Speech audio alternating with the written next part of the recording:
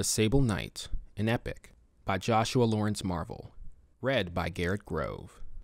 8. The Sable Knight and the Pagan King. Seeing the Sable Knight, the king addressed, Sable Knight, with crimson robe and sword so cold, what butchery thou hast showed, by striking thy way into my kingdom, thy Christian filth seems to find thy way upon my feet. Standing in a king's presence, I demand thee take a seat. Or hast thou come to plead on my behalf, to take home seed, to save thy home from famine? To bow to my gods is nothing to have shame in. So what say you, stupid knight? Upon what is this visit to you? The Sable Knight, his pride hurt, his rage black as night, rose his voice and stood. Defiance was his choice. Drawing his sword, he shouted and gave the king his word. Pagan king, upon thy throne, clearly I see the influence Satan upon thee shone.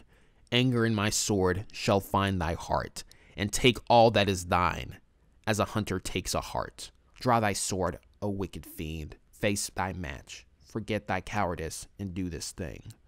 Come and stand for your gods, as I stand for mine in my land. The pagan king rose from his seat, rage filling his heart to the brim, that this commoner might attempt this feat, and face a king who hath never known defeat. Only a fool would do this thing. His sword flashed, and sparks flew, as the two clashed.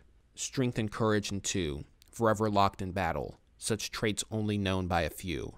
Cries of anger and cries of hate amongst the two fighters, one a stranger, but for his god the Sable Knight prevailed, in grasping the blade like one does a rod.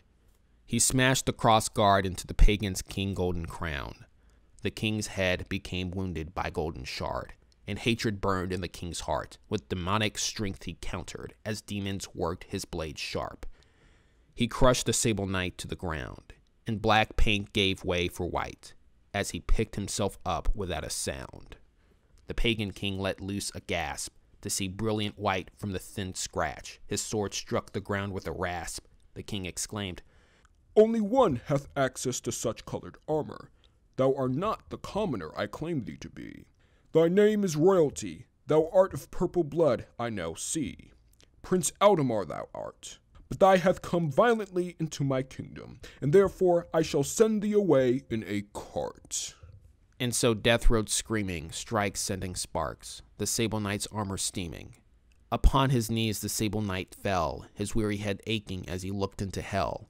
His love's face showed itself and shed tears of blood, that this should be the end of himself. Yet no, he thought, as he gazed at her face.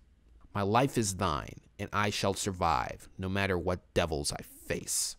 With great effort he dove, and dodged the king's blade, pushing away the king falling from his shove. Then taking up a candle in his hand, he threw it upon the thrushes, lighting a fire that burned men and made glass of sand. Throwing the wicked king into rages, the ashes and embers floating, building for the fight of the ages. And in the fire they fought, and hewed chunks of armor, as death for each other they sought. When finally with great effort and pain, the Sable Knight rendered the pagan king slain, and announced to the city that their fortune was made, and ne'er more shall their names be equated with pity.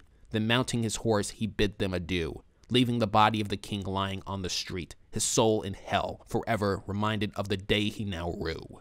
Yet the Sable Knight continued, his conscience clean, sword in scabbard and lance in hand. He traveled to land civilization hath ne'er seen.